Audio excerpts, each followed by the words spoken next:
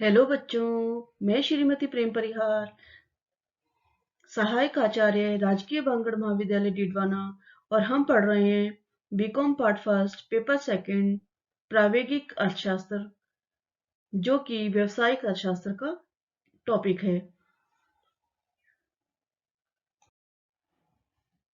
प्रावेगिक अर्थशास्त्र वह शाखा है जो निरंतर परिवर्तनों तथा इन परिवर्तनों को प्रभावित करने वाले तत्व तथा परिवर्तनों की प्रक्रिया का अध्ययन करती है। प्रावेगिक अर्थशास्त्र में निरंतर परिवर्तन होते रहते हैं। यह निरंतर परिवर्तन उनके क्रमों, अनुमानों, सीमाओं और समय विलंबनों को ध्यान में रखते हुए वास्तविकता का विश्लेषण करती है। हमने पिछले अध्याय में या पिछले वीडियो में हमने पढ़ा था, स्थैतिक अर्थशास्त्र के बारे में जानकारी ली थी, जिसमें हमने स्थिरता के बारे में जाना था कि जिसमें प्रगति तो होती है लेकिन वह प्रगति स्थिर रूप में होती है, अर्थव्यवस्था स्थिर रूप में गतिमान रहती है। प्रावेगिक अर्थशास्त्र उससे बिल्कुल विपरीत है। प्रावेगिक अर्थशास्त्र अर्थव्यवस्था के दिन प्रतिदिन, वर्ष प्रतिवर्ष में होने वाले परिवर्तनों के विश्लेषण के लिए उपयुक्त विधि है। प्रोफेसर हेरोल्ड के अनुसार प्रावेगिक अर्थशास्त्र अर्थव्यवस्था में निरंतर होने वाले परिवर्तनों का विश्लेषण है। प्रावेगिक का संबंध विशेषतया निरंतर परिवर्तनों के प्रभावों तथा निर्धारित किए जाने वाले मूल्यों में परिवर्तनों की दर से होता है। इस प्रकार जब हम प्रावेगिक अर्थशास्त्र की चर्चा करते हैं तो इसके अंदर 5 तरह के तथ्यों के बारे में जानकारी होनी आवश्यक है।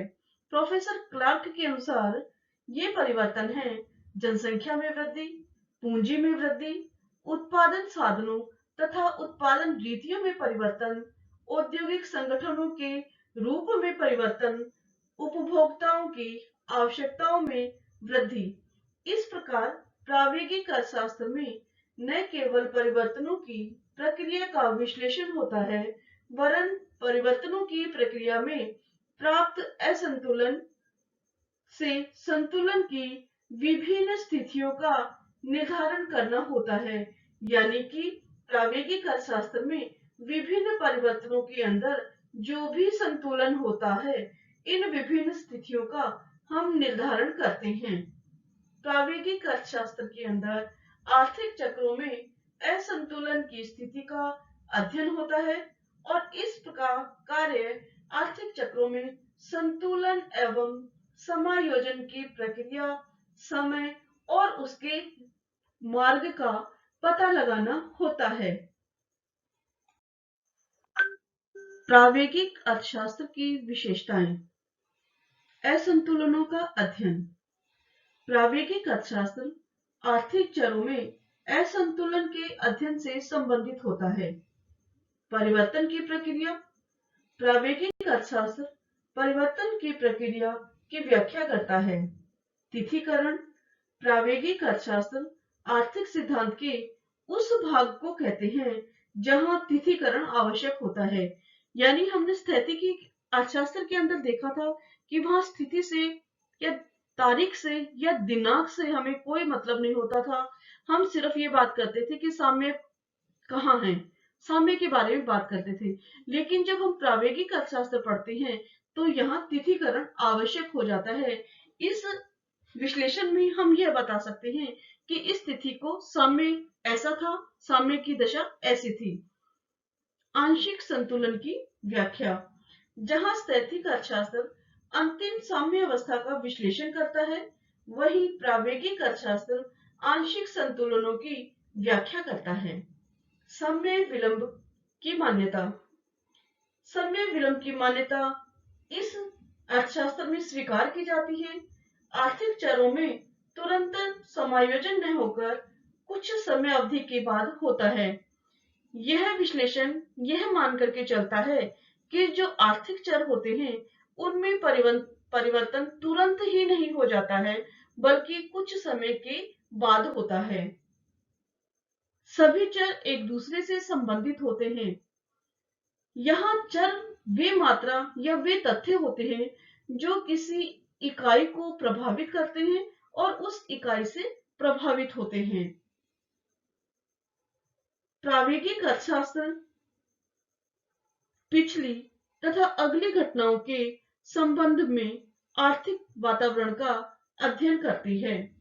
इसके माध्यम से हम पूर्ववर्ती घटनाओं और परवर्ती घटनाओं के बारे में जानकारी ले सकते हैं और हम ये बता सकते हैं कि भविष्य में क्या होने वाला है, साम्य संतुलन की दशा कैसे रहने वाली है, साम्य संतुलन के चर कौन से होंगे और इन चरों का क्या प्रभाव होगा, ये इसकी प्रमुख विशेषताएं होती हैं। प्रावेगिक आर्थिक विश्लेषण के प्रकार। व्यष्टि प्रावेगिक विश्लेषण, इसमें दो तरह के विश्लेषण होते हैं, स्थिर मक्कड़ जाल और अस्थिर मक्कड़ जाल। स्थिर मक्कड़ जाल का आशय हम एक चित्र के माध्यम से समझेंगे तो हमें समझ में आएगा कि वापस वहीं आने की प्रवृत्ति होती है। अस्थिर मक्कड़ जाल में वहां आने की प्रवृत्ति नहीं होती है, उस समय बिंदु पर हम दोबारा आने की प्रवृत्ति नहीं रखते हैं। और समष्टि प्रावेगिक विश्लेषण, इसके दो तरह से मुख्य बिंदु जो है इसके ये दो ही बिंदु हैं।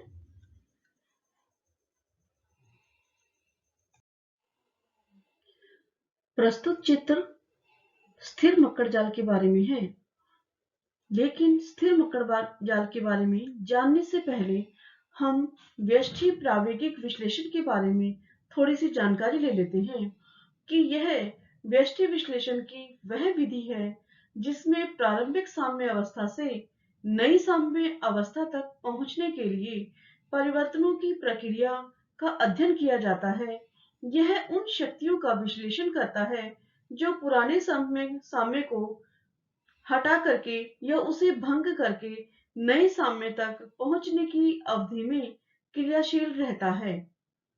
इसके लिए यदि हम डिमांड और कीमत का बात करते हैं तो हमें मूल्य निर्धारण का मक्कड़ जाल बड़ी आसानी से समझ में आ जाएगा। जब हम किसी दिए हुए समय में, समय को हम यहाँ टी से इंडिकेट करते हैं, में बाजार वस्तु की वर्तमान मांग आगामी समय की संभावित कीमत का फलन है। यदि हम ये मान के चलते हैं तो हमारी समीकरण होती है demand is equal to function of P T. यहाँ पी टी हमारी जो है कीमत होती है, भविष्य की कीमत होती है, आगामी कीमत होती है। टी समय के अंदर कितनी मात्रा होती है यह हम बताते हैं, आगामी समय में कितनी मात्रा होगी उसकी। और अगर इसी में से हम पीटी में से 1 माइनस कर देते हैं तो हमारी पुरानी वस्तु की कीमत, पुरानी कीमत जो है वह ज्ञात हो जाती है। चित्र के अंदर हम देखते हैं कि स्थिर मक्कड़ जाल के अंदर जो मात्रा होगी हमारी वह एक संतुलन जब एक बार भंग हो जाता है तो इस संतुलन के अंदर पुनः यही आने की प्रवृत्ति होती है।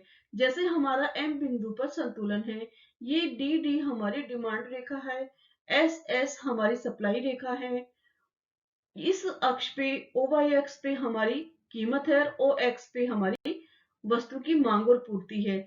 जब हम देखते हैं कि एम से अगर एक बार साम्य बिंदु परिवर्तित हो जाता है तो पुनः एम पर आने की प्रवृत्ति रहती है।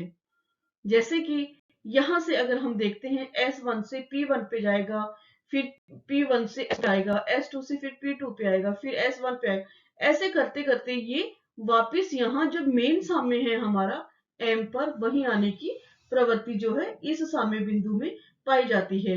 इस M साम्य बिंदु पर जो हमारी कीमत होती है वो OP होती है और वस्तु की मांग और पूर्ति जो है वो OQ होती है। जैसे ही हम देखते हैं कि किसी वस्तु की मांग और पूर्ति में अगर कमी हो रही है तो कीमत बढ़ जाती है। यहाँ पे आप देखेंगे कि प्राइस जो है वो बढ़ करके यहाँ आना चाहिए। और इधर हम देखेंगे कि जैसे ही उस वस्तु की पूर्ति में परिवर्तन होता है, कुल मिलाकर के बात यह है कि जब भी एक बार साम्य भंग हो जाता है तो पुनः वही आता है, तो इसे हम कहेंगे स्थिर मकड़ जाल। यानी कि बार बार वहीं पर आने की प्रवृत्ति होती है। मूल बिंदु जो उसका संतुलन बिंदु है, वहां ये घूम फिर के वही आएगा। अस्थिर मकड़ जाल। अस्थिर मकड़ जाल के अंदर यह वह जाल होता है जिसमें एक बार संतुलन भंग हो जाने पर प्रारंभिक संतुलन बिंदु पुनः स्थापित नहीं हो पाता। वस्तु की वास्तविक मात्रा एवं कीमतें प्रारंभिक संतुलन बिंदु से लगातार दूर होती जाती है। जैसा कि हम इस चित्र में देख रहे हैं कि यहाँ पे M बिंदु के पास आने की प्रवृत्ति नहीं है, बल्कि M बिंदु से दूर जाने की प्रवृत्ति है। M, S2, P2, ये S1, P1, ये यहाँ से दूर ही दूर जाने की प्रवृत्ति इसके अंदर पाई जाती है और यह क्रम आगे से आगे चलता रहता है। यहाँ हम देखते हैं कि इस डी और एस के जो ऊपर की जो ये देख रहे हो आप, इस ऊपर की जो रेखा है, ऊपर की जो दूरी है इन दोनों रेखाओं की, वो बढ़ती से बढ़ती जाती है। यानी पुनः एम बिंदु पर आने का प्रयास नहीं होता है यहाँ पे, इसीलिए इसे अस्थिर मकड़ जाल के रूप में जाना जाता है। जबकि हमने पहले वाले चित्र में देखा था कि पहले वाले चित्र के अंदर ये ऊपर की जो दूरी थी वो कम है और ये दूरी इसके अंदर ज्यादा से ज्यादा उत्तरोत्तर बढ़ने की जो स्थिति है वो ही रहती है। इस वजह से यहाँ पे पुनः साम्य बिंदु एम बिंदु पर नहीं आता है। ये हम देख रहे हैं हमारे वही ओ एक्स ओ वाई एक्स है, यहाँ कीमत है, यहाँ वस्तु की मांग और पूर्ति है। जब हम अस्थिर मकड़ जाल के बारे में बात करते हैं तो हम स्पष्ट रूप से यही कहते हैं कि यहाँ पे पुनः पहले वाले संतुलन पर या प्रारंभिक संतुलन पर लौटने की प्रवृत्ति नहीं पाई जाती है। प्रस्तुत चित्र में हम समष्टि प्रावेगिक संतुलन विश्लेषण के बारे में जानकारी लेंगे और इसमें समष्टि अर्थशास्त्र के विभिन्न क्षेत्रों में होने वाले परिवर्तनों की प्रक्रिया एवं परिवर्तन की गति का अध्ययन किया जाता है। इसके अंतर्गत यह माना जाता है कि टी अवधि में उपभोग पिछले समय यानी टी माइनस इन्वेस्टमेंट की आय पर निर्भर करता है। T minus I for investment की आय पर निर्भर करता है। तो आय एवं उपभोग का यह प्रावेगिक संबंध फलन के रूप में साबित होता है। सी टी बराबर फलन जो है हमारा फंक्शन जो है वाई टी माइनस इन्वेस्टमेंट। हम इस चित्र के माध्यम से देखते हैं कि जिसमें किसी समय विशेष पर उपभोग की कुल मात्रा जो समय की आय का फलन है, उसी समय उसी प्रकार किसी समय में शुद्ध विनियोग त्वरक तथा समय में आय में होने वाले परिवर्तन के बारे में यह चित्र हमें बताता है। इस चित्र के अंदर हम देखते हैं कि हमारी राष्ट्रीय आय के बारे में हमने जानकारी ली है और ओ एक्स अक्ष जो है हमारा राष्ट्रीय आय पे है, ओ वाई पे हम कुल उपभोग एवं व्यय को रखते हैं और ऐसी दशा के अंदर जो हमारी राष्ट्रीय आय यानी वाई जो है किनसे मिलकर के बनी है, सी प्लस आई यानी कंजप्शन और इन्वेस्टमेंट से मिलकर के बनी है। ये हमारी पहली रेखा है, कौन सी, उपभोग और विनियोग की। जब हम उपभोग और विनियोग की ये पहली हमारी रेखा है, इसके बाद में हमारा जो संतुलन है वो कहाँ पे स्थापित हो रहा है, जहां पे y को कट किया जा रहा है। यानी y जो हमारी आई है C प्लस इन्वेस्टमेंट यानी कंजम्पशन प्लस इन्वेस्टमेंट दोनों मिलाकर के हमारी राष्ट्रीय आय होती है, जिसे हम y से इंडिकेट करते हैं। और यहाँ जो साम्य बिंदु है वो E बिंदु पे आया है, ठीक है। परंतु जब हम प्रावेगिक के बारे में जानकारी लेते हैं, परिवर्तनशीलता की अर्थशास्त्र के बारे में जानकारी लेते हैं और कुछ समय बाद में, ये समय के बाद में हमारा यहाँ का जो इन्वेस्टमेंट अगर हम करते हैं तो डेल्टा चेंजेस इन इन्वेस्टमेंट, तो अगर डेल्टा चेंजेस इन इन्वेस्टमेंट होता है तो C plus I plus delta changes in investment पुरानी वाली जो हमारी रेखा है C+I, इसके अंदर अगर हमने डेल्टा चेंजेस इन्वेस्टमेंट इसमें शामिल कर देते हैं तो हम ये देखते हैं कि हमारा जो बिंदु है वो साम्य बिंदु E से हट करके L पे चला जाता है, फिर L से स्थानांतरित होकर के M पे आ जाता है और M से स्थानांतरित होकर N पे, N से फिर O, P और ऐसे क्रम से होते हुए E1 जो हमारा है वह साम्य बिंदु यहां आ जाता है। यह जो अवस्था है E से E1 तक की आने की अवस्था, यह हमारा प्रावेगिक संतुलन का मार्ग कहलाता है। क्या कहलाता है? प्रावेगिक संतुलन का मार्ग कहलाता है। यहां जब हमने डेल्टा इन्वेस्टमेंट में चेंजेस देखे तो यहां हम हमारी राष्ट्रीय आय के अंदर भी चेंजेस देखते हैं। राष्ट्रीय आय भी हमारी पहली Y0 से बढ़कर के YT यानी एक समय विशेष के अंदर हमारी राष्ट्रीय आय यहां पहुंच जाती है और ऐसी दशा के अंदर हमारा जो नया साम्य आया था वो E1 पे आया था। E और E1 के बीच का जो मार्ग है वह प्रावेगिक संतुलन का मार्ग कहलाता है। इस प्रावेगिक संतुलन का मार्ग जब हम अध्ययन करते हैं तब हम कहेंगे कि यह समष्टि प्रावेगिक संतुलन विश्लेषण है। प्रावेगिक अर्थशास्त्र का क्षेत्र। यह प्रावेगिक अर्थशास्त्र जनसंख्या के विकास का सिद्धांत, ब्याज का सिद्धांत, लाभ का सिद्धांत, मूल्य निर्धारण में समय प्रभाव, बचत तथा विनियोग का सिद्धांत, आर्थिक विकास और आर्थिक नियोजन के सिद्धांतों के अध्ययन हेतु उपयोग में लिया जाता है। हम इन सिद्धांतों के बारे में नेक्स्ट जो हमारे टॉपिक्स आएंगे उसके अंदर हम एक एक करके इनका अध्ययन करेंगे। प्रावेगिक सिद्धांत या प्रावेगिक अर्थशास्त्र की आवश्यकता एवं महत्व। पहला बिंदु है यह वास्तविकता की अधिक निकट है। प्रावेगिक विश्लेषण में स्थिर विश्लेषण की भांति न तो अवास्तविक मान्यताओं का सहारा लिया जाता है और न आर्थिक व्यवहार के निर्धारण तत्वों जिसमें रुचि, साधनों, तकनीकी को अपरिवर्तनशील ही माना जाता है। इससे प्रावेगिक विश्लेषण के निष्कर्ष वास्तविक होते हैं। दूसरा, बहुत सी समस्याओं का विश्लेषण केवल इसी के द्वारा।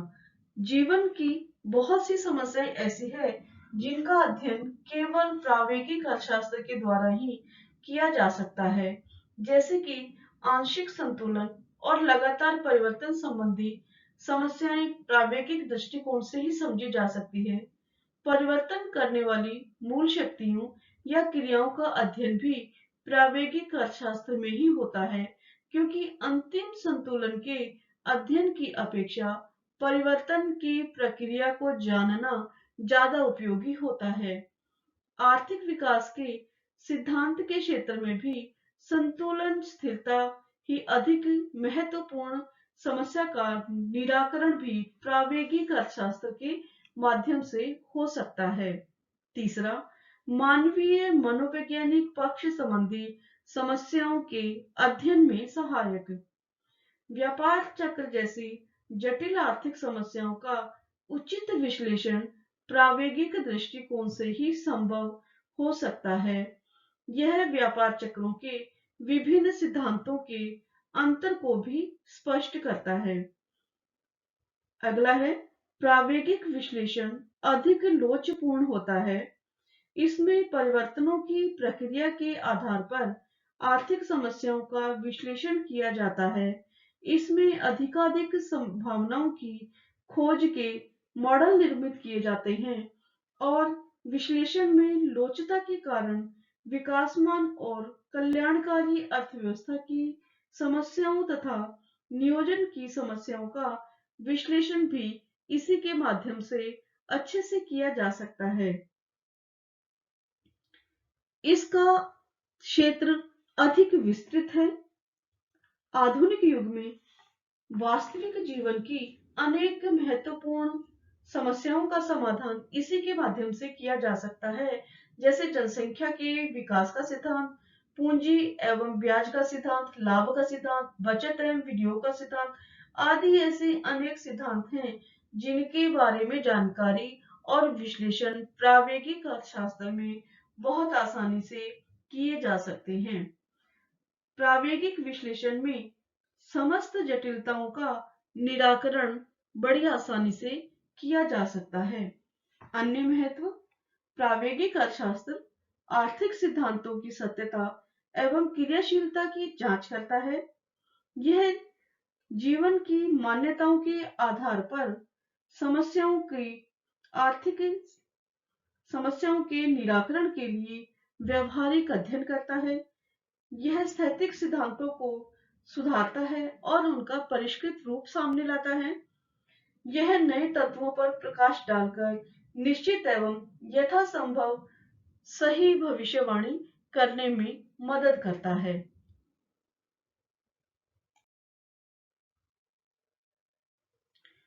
प्रावेगिक अर्थशास्त्र के अनेक लाभ होने के बाद में भी इसके कई दोष पाए जाते हैं, जिनमें से इसके कुछ दोष इस प्रकार हैं कि यह अधिक कठिन है। इसके विश्लेषण के लिए उच्च गणितीय तथा इकोनोमेट्रिक्स के द्वारा ही इसका अध्ययन किया जा सकता है। आम आदमी इसके अध्ययन नहीं कर सकता है। इसके लिए विषय विशेषज्ञों की आवश्यकता होती है। परिवर्तनों की जटिलता एवं तीव्रगामी प्रवृत्ति से इसका प्रयोग सीमित हो गया है, क्योंकि इसके परिवर्तन जो हम समय तत्व के माध्यम से जानते हैं वह बहुत ही जटिल है। अतः उन आर्थिक समस्याओं का प्रावेगिक विश्लेषण कठिन और जटिल होता है। अभी पूर्ण विकसित नहीं। प्रावेगिक अर्थशास्त्र अभी पूर्ण रूप से विकसित विज्ञान नहीं है। इसका अभी विकास हो रहा है। इसमें अभी अनेक धारणाएं बन रही हैं, अनेक विचारधाराओं की प्रगति हो रही है, अनेक मॉडल बन रहे हैं और इसके ज्ञान की शाखाओं का विस्तार हो रहा है। तो यह अभी विकासशील अवस्था में ही है, न कि यह पूर्ण रूप से विकसित अवस्था में। अब हम स्थैतिक एवं प्रावेगिक अर्थशास्त्र में अंतर को जान लेते हैं। स्थैतिक अर्थशास्त्र, इसमें स्थिर अर्थशास्त्र का अध्ययन किया जाता है, जबकि प्रावेगिक विश्लेषण में परिवर्तनशील अर्थशास्त्र का अध्ययन किया जाता है। दूसरा बिंदु है, स्थैतिक अर्थशास्त्र में केवल संतुलन की अंतिम तिथि का निर्धारण होता है, जबकि प्रावेगिक विश्लेषण के अंतर्गत समय के उत्तरोत्तर क्षणों की विभिन्न अवस्थाओं में आंशिक संतुलन का पता लगाना आसान होता है और पता लगाया भी जा सकता है। तीसरा, स्थैतिक अर्थशास्त्र में अनेक अवास्तविक मान्यताएं होती है जो कि काल्पनिक होती है, जबकि प्रावेगिक विश्लेषण में अवास्तविक मान्यताओं का यथा समय परित्याग कर दिया जाता है और यह अधिक व्यवहारिक होती है। चौथा, इसमें जब हम स्थैतिक विश्लेषण की बात करते हैं तो इसमें समय तत्व का कोई विशेष महत्व नहीं होता है, जबकि प्रावेगिक विश्लेषण में समय तत्व को प्रधानता दी जाती है। अगला है, स्थैतिक विश्लेषण निगमन प्रणाली पर आधारित होता है, जबकि प्रावेगिक विश्लेषण आगमन प्रणाली पर आधारित होता है। निगमन प्रणाली और आगमन प्रणाली का अपना अलग से एक टॉपिक है जिस पर हम विस्तार से चर्चा करेंगे। अगला है, यह केवल स्थैतिक विश्लेषण केवल संतुलन की स्थिति का अध्ययन करता है, जबकि प्रावेगिक विश्लेषण में उन शक्तियों एवं क्रियाओं का अध्ययन होता है जिनसे समयावधि में समायोजन से अंतिम संतुलन प्राप्त होता है। यानी इसका विश्लेषण बहुत सटीक होता है और क्रमबद्ध होता है।